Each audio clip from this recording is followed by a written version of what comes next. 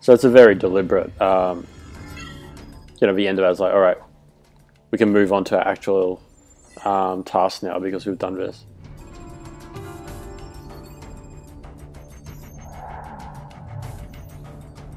Six fleets mopping up. Time to move in. Long history of this building. Not much of it pretty. It started out as a castle with an actual dungeon, built to withstand any siege. The building survived every brutal winter. The occupants, they weren't so lucky.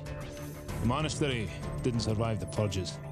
Over the last century, it's played host to anyone the government didn't want but couldn't kill.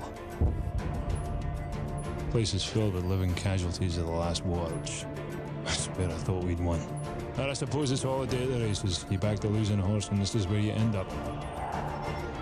627's the piece of meat Makarov wants, so let's cut him loose.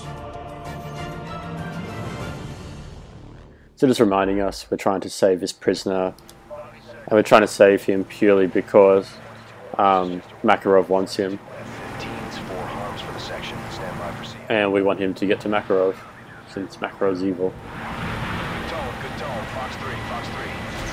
So we just rise up into our eye line, take out the forward defenses. So it gives you a sense of being part of an assault. This is clearly not a small stealth attack. You come through the smoke and you see the castle in the background. I really like this level. There's a moment in it which I think is quite well done.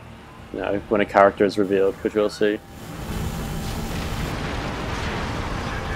You kind of get to see them all running around on top and realizing they're under attack.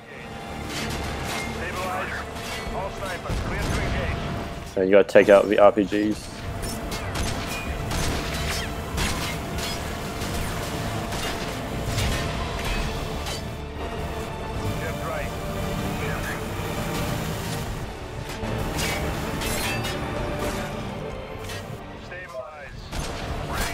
They can actually hurt you. Since I'm only playing on regular difficulty, they're not much of a problem. I love this. So while you're taking out these RPGs, you suddenly see the SAM side being unfurled, and you're like, oh dear.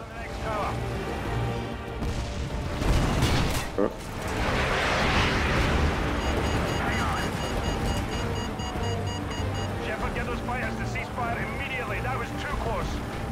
I'll try to buy you some time. One man in a gulag doesn't mean much to the Navy at this point. Bloody Yanks. I thought they were the good guys. Ghost, cut the chatter. Stay close. So there's nice kind of British-American tension happening.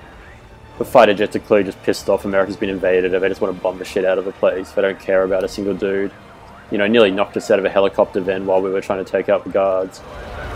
And it's an issue that comes back later of this game, later of this level, I should say, when we're trying to escape and the jets are just trying to take it out and not really waiting for us. So it's a nice little precursor moment where it's letting us know this is a thing, so that later when we're suddenly being told the Americans are attacking, it's we're not wait, why are they doing that? We haven't been told that at all. So it's just kind of getting the player ready to accept that that's a thing that's going to happen.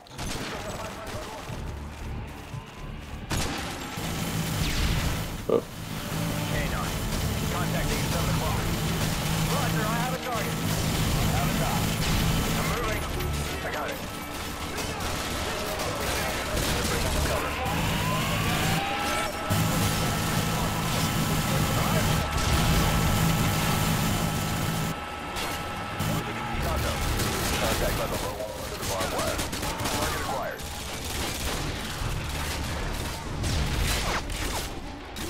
So nice moments where you're not told you have to do that, but you can sneak in a window and come around the side of the wall of enemies. It's always satisfying when you manage to do that. And it's nice there's moments where the game doesn't call you out, but you have to use it.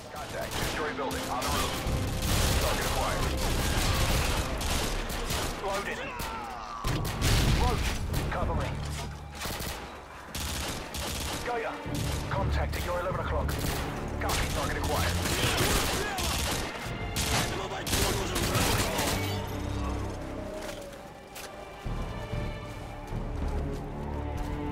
So it's clearly, obviously, straight out war now with Russia, and so like, where we can attack them as a gulag,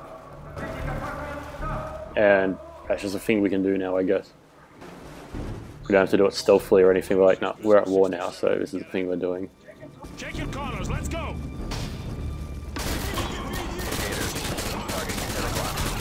Yeah, I see him.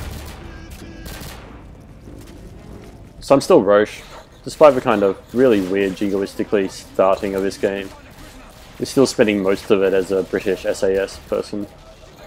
Well, now part of 141, which is run by a American general.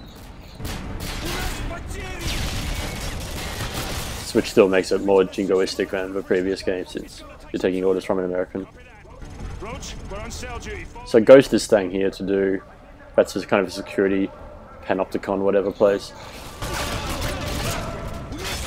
So we're going down to find our hostage while we keep him there, and while Ghost stays there and looks in surveillance cameras and whatnot. Still clear. Alright, I'm patched in. I'm tracking your progress on the security cameras. Copy that.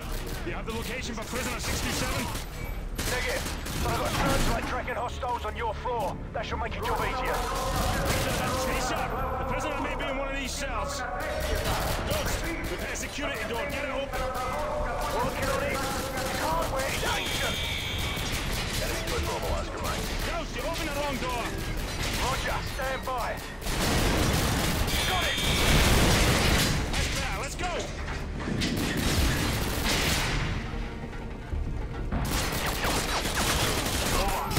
Target at 11 o'clock. Cell 4D is clear.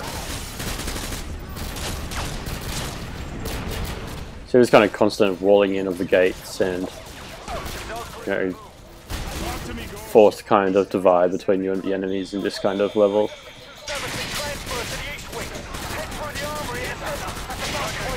That's really the way the game kind of differentiates any one level from any other, is purely level design. Like, you're constantly just doing the same thing over and over.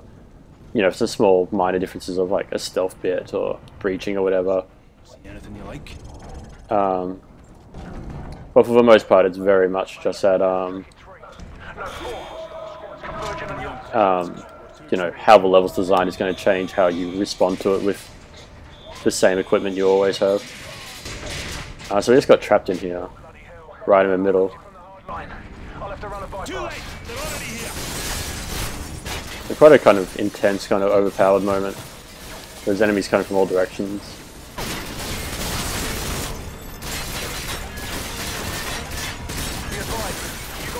Headed your way. We're gonna need more cover. Grab the riot shield.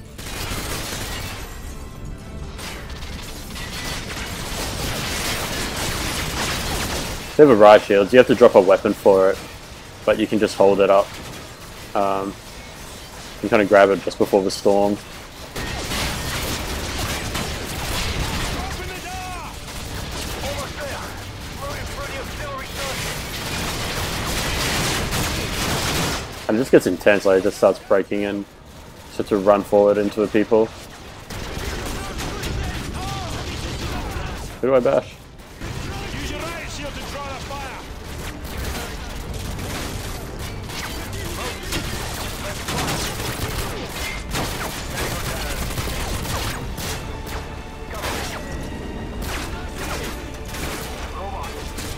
So that's a nice kind of change up in the action as well, that kind of really being too overwhelmed to use your gun. And it's still, like, and again, the music kind of helps and everything, but you still kind of got this nice sense of urgency, like going down to save this prisoner. This kind of nice sense of invading, I guess. You know, from flying in over the shore on the helicopter to landing in the courtyard, going down into inside, now like spiraling down, and now going all the way down as we rappel. And it all just kind of flows from one to the next with no loading screens or anything. Quite interestingly done. Roger that. Like, I really enjoy that kind of pacing of a level like this, of just like that flow as you just go deeper and deeper and deeper.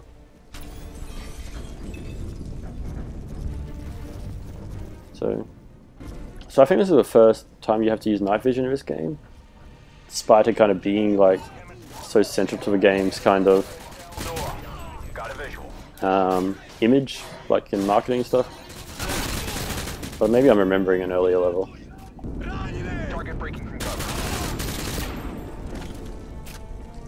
Like that night vision green, that kind of represents, you know, technological modern warfare. Oh dear.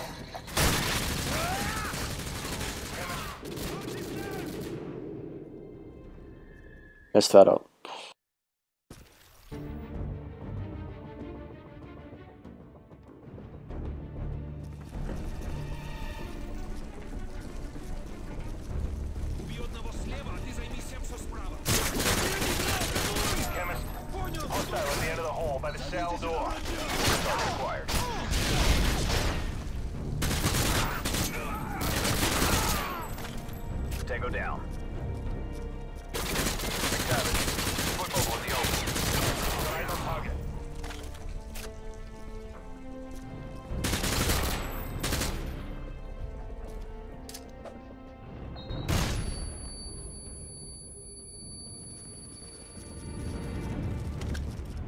Oh, not again.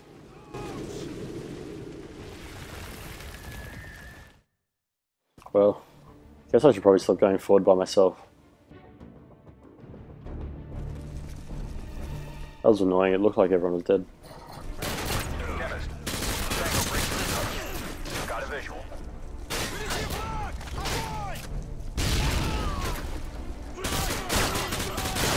Justice. Contact at your 12 o'clock. Roger that, I see ya.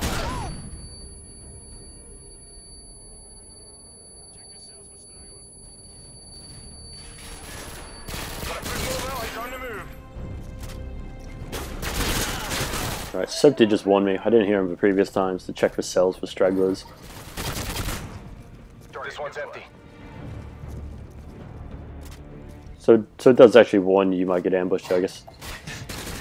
I didn't pay very good attention. Clear. Clear. Yeah. This one's empty. That was one of those moments where rushing ahead wasn't what you're meant to do. And something blows up.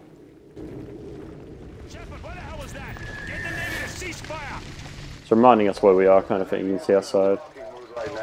So the Navy's still attacking the place of their jets, even though we're inside and we can't get them to stand off. Right, so we got us some leeway. Shepard did. But again, reminding us the Navy isn't too happy with us. Can't get a shot. He's out of my line of sight. Oh.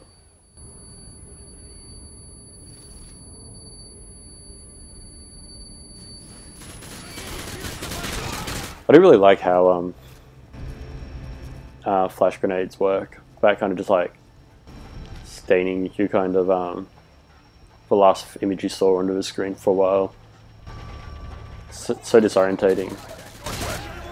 Like not like going white, but then not just like slowly fading back, but like kind of making your vision confusing, not just non-existent. And all three of these games do it exactly the same way, as far as I remember. But it's a nice little thing. The old shower room's about 30 feet ahead of you on the left. You'll have to breach the wall to get in. Roach, plan the breaching charge in the wall. We're taking a shortcut. So this is clearly a big deal. We're kind of having to go all the way down. So another breaching moment. You know, this one being only slightly different in that, you know, you had that enemy flying backwards through the air, kind of like Matrixy or something. But you know, you're doing the exact same thing, but you know, just a different instance of the same thing.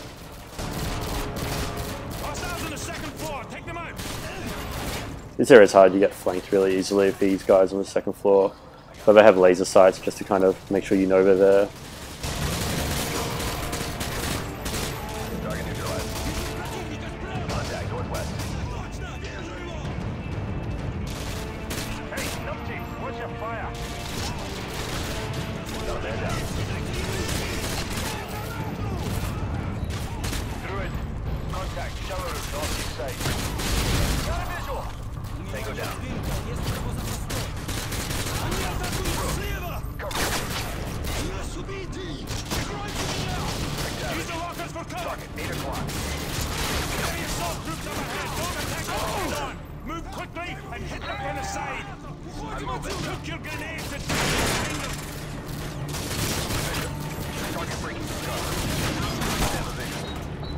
Oh dear.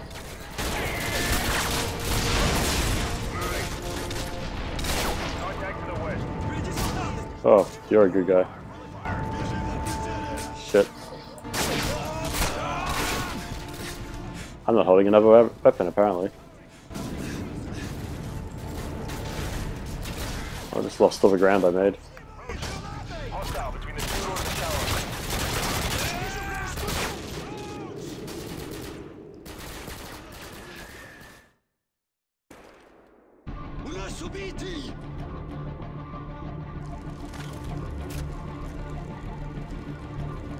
Pretty far back.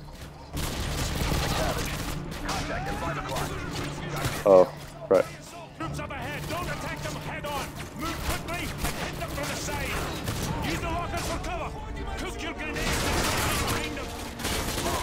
Yeah, having the riot shields and the dudes is a pain. That one just like slowly rolled up to me. I was like, I'm safe. Oh, it's still rolling.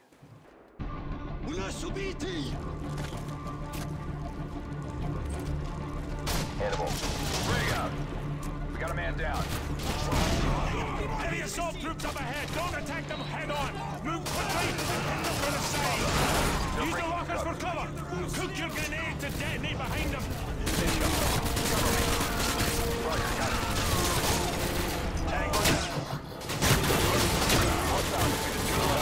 Nope.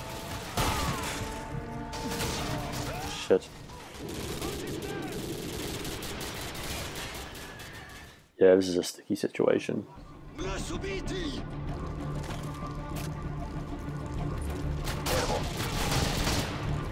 Man down. Heavy assault troops up ahead. Don't attack them head on. Move quickly and hit them from the side. Use the lockers for cover. Cook your grenade to detonate behind them. Bishop, break it from cover. Got eyes on target. Covering. Hostile between the two doors of shower. I don't have a shot. Shit.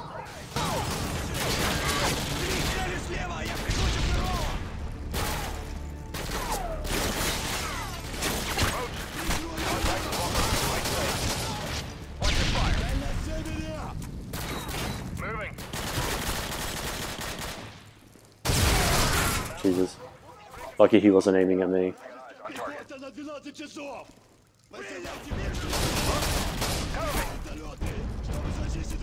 McTavish, targeting you 10 o'clock.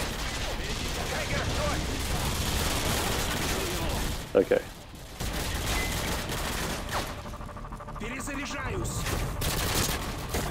So we have these ones on the side, which I'm pretty sure are spawning indefinitely. This is one of those kind of, you have to get past a certain line, but then we have the shielded people.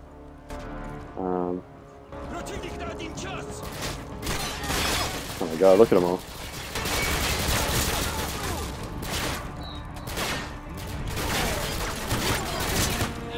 Fucking hell.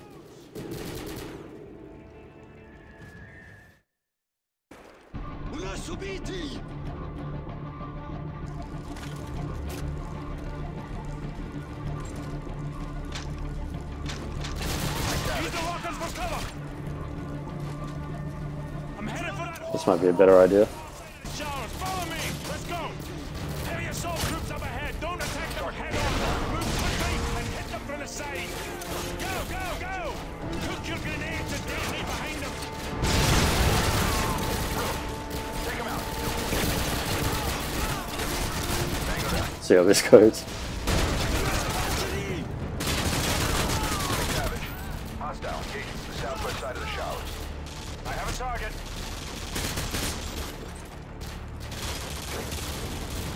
Yeah, I always forget about my equipment until I'm stuck or I'm explicitly told to use it.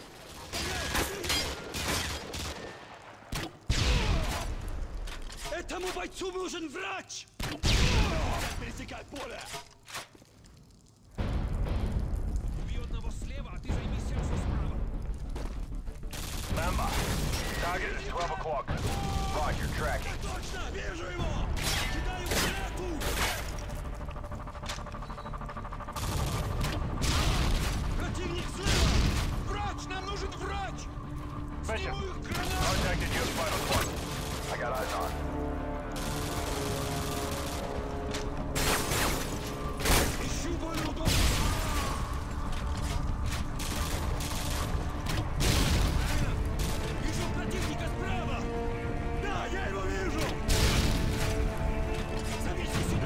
At least we took all the shields out.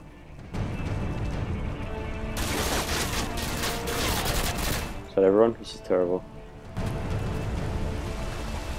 Right, so that was a mess. Ghost, we're in the old tunnel system heading south-southwest. Okay, keep going along that tunnel. I think that's probably one part of this level I really dislike. It's just like too many enemies in too many different directions. When those ships start firing again. Seemingly infinite spawning. Boom, but it's followed up by this moment, which I quite enjoy. I've detected 2 heat. So we have this. So we have another breach here, like all the other breaches. There's 2 heat signatures on the other side, so 2 people. So we go in slow motion like every other time. There's an enemy here, and suddenly this other person starts strangling him, and you kind of don't know what to do. And then he punches you, the guy strangling the other guy. And the name appears, and it's Captain Price. So we have one of those moments there, this good kind of This belongs to you, sir. Who's so? So a lot happens there, and they don't give you a moment to deal with it. So firstly, there's this nice kind of use of non-diegetic elements, being the kind of way the word appears when you put your crosshair on an ally. And because you're looking at Captain Price, it says Captain Price. Your character doesn't know who Captain Price is, but you, the player, do. So this non-diegetic thing that makes consistency of the word appearing, saying, hey, this is Captain Price, which I really like. Our vac helicopter was at the end of that tunnel, but then it got caved in. Because the Navy is attacking, this is that moment. So what else happened there? He kind of recognized Soap and said Soap. We haven't heard him called Soap yet in this game, so Worm was like, who the hell's Soap? And then an explosion happened, he didn't have time to explain what Soap means. But before that, Soap handed a pistol to Captain Price, and this belongs to you. Which I didn't notice for quite a while, but like that's the pistol he slid across to Soap at the end of the first game. So you have this moment where Soap kind of cares about you. Well, where Soap kind of has this moment about something he cares about with Price, which was a moment the player played as a different character in a previous game. But now you're a different character watching him do that. So you have that weird kind of the players in all these different characters at one moment.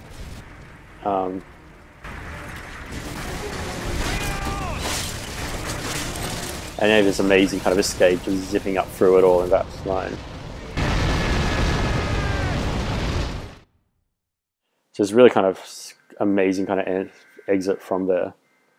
And then we have this great loading screen for the next level.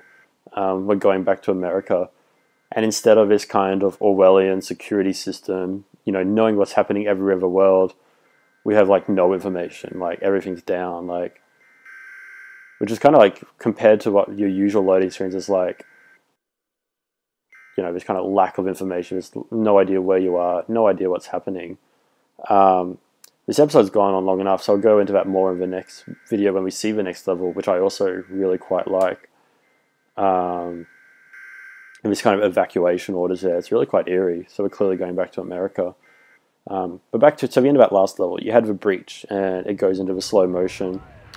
Just like every other breach, and then breaking that convention of there's no one to actually shoot there. There's a, you know, the prisoner's already freeing himself because he's clearly a powerful person.